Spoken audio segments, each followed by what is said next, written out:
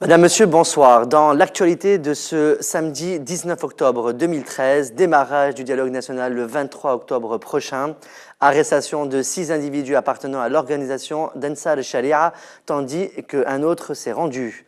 Selon le porte-parole de l'Union des syndicats des forces de sécurité intérieure, la réaction des forces de sécurité à l'encontre des 3 présidents est naturelle et prévisible. Et à l'étranger, en Syrie, les combats entre l'armée régulière et les rebelles continuent et 16 soldats sont tués. Hossein Abessi, secrétaire général de l'UJTT, a annoncé hier soir, vendredi, que le dialogue national reprendra le 23 octobre prochain, et ce, après la conclusion d'un accord avec les organisations initiatrices et les partis participants. 4 individus appartenant à l'organisation d'Ansar al-Sharia ont été arrêtés pour leur implication dans des affaires de terrorisme. Les juges d'instruction chargés des différentes affaires de terrorisme ont émis des mandats de dépôt à leur encontre. Ils sont soupçonnés de préparer des attaques terroristes visant des institutions sécuritaires, de stocker des armes et de fabriquer des explosifs. Rappelons à ce sujet que le nombre des membres du groupe terroriste tués dans des affrontements avec les forces militaires et de sûreté au Mont El Agbelat a atteint 9 personnes. Les opérations de ratissage se sont poursuivies selon l'agence Tunis Afrique Presse. D'autre part, Sabr Trabelsi, membre du groupe terroriste impliqué dans l'attaque de Gbelat et de la tuerie des 2 agents de la garde nationale, aurait été arrêté dans la région de Ras Jdir alors qu'il tentait de quitter le territoire tunisien vers la Libye. Ce qui laisserait envisager que le blocus opéré par les forces de l'armée autour du groupe de terroristes n'a pas été aussi hermétique qu'on le prétend. Selon Shams FM, 2 membres du groupe terroriste qui avaient tué jeudi dernier 2 agents de la garde nationale à Douar Ismail se sont rendus à l'armée nationale ce matin après l'intensification des frappes aériennes.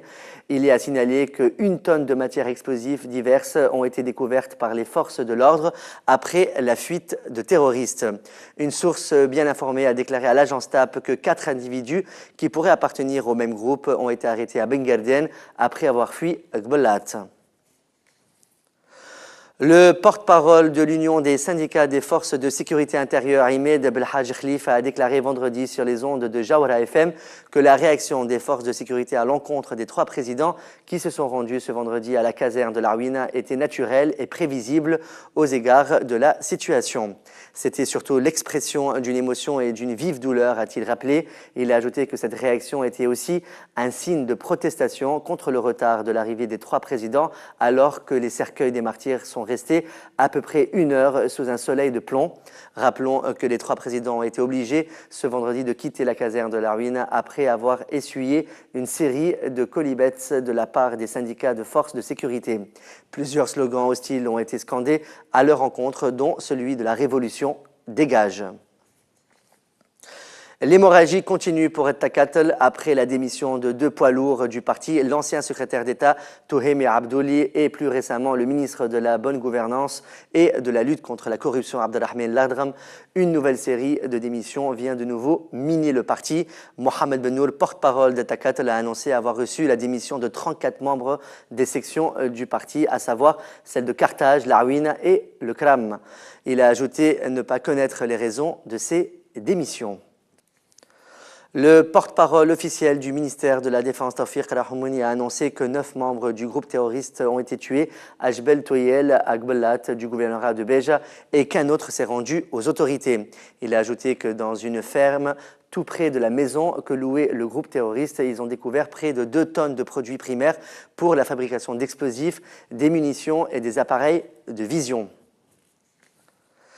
Quelques administrations à Hammamet du gouvernorat de Nebel ont ignoré le deuil national décrété hier par le président de la République provisoire suite à la mort de 2 agents de la garde nationale.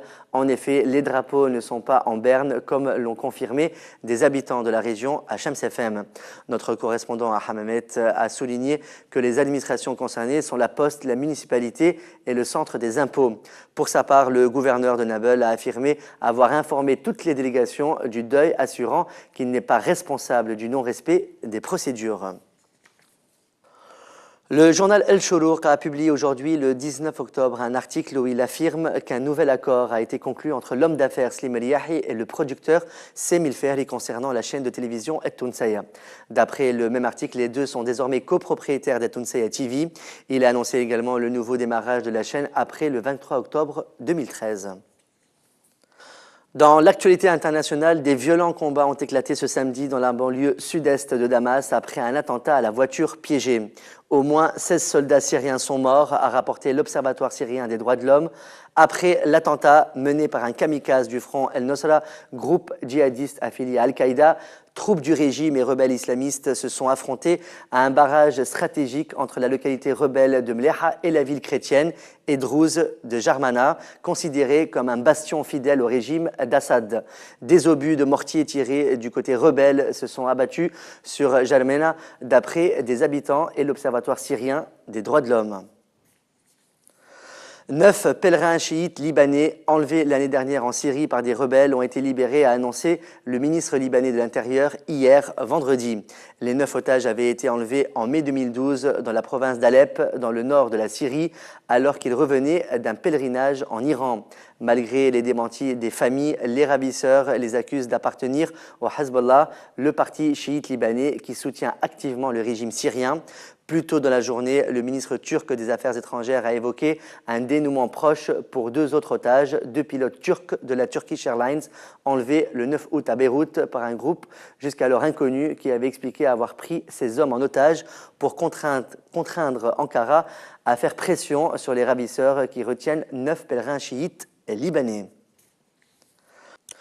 Le chef du gouvernement du Hamas à Gaza, Ismail Haniyeh, a assuré ce samedi que le mouvement islamiste palestinien n'était en rien impliqué dans les violences en Égypte et en Syrie. Nous nous sommes ingérés dans les affaires d'aucun pays et ne sommes impliqués dans les événements ou les divergences ou les conflits intérieurs d'aucun pays, a assuré M. Haniyeh lors d'un discours à l'occasion du 2e anniversaire de l'échange du soldat israélien Gilad Shalit contre 1027 prisonniers palestiniens célébré à Gaza comme une victoire de la résistance. Cela s'applique à notre position vis-à-vis de ce qu'il s'est passé et se passe en Syrie, en Égypte, au Liban et dans tous les pays arabes et islamiques, a précisé le haut dirigeant du Hamas lors de ce discours d'1 heure et demie. Et on termine ce journal avec l'actualité italienne. La Cour d'appel de Milan a fixé ce samedi à 2 ans l'interdiction pour l'ancien Premier ministre Silvio Berlusconi d'exercer une fonction au Parlement et le prive de son droit de voter et d'être élu après sa condamnation pour fraude fiscale selon les médias italiens. Berlusconi peut faire appel de ce jugement et l'interdiction devra être approuvée par le Sénat où Berlusconi détient un mandat. C'est la fin de ce journal. Merci de votre fidélité. On se retrouve demain soir pour une nouvelle édition. Sur ce, passez une très bonne fin de soirée sur notre chaîne. À demain.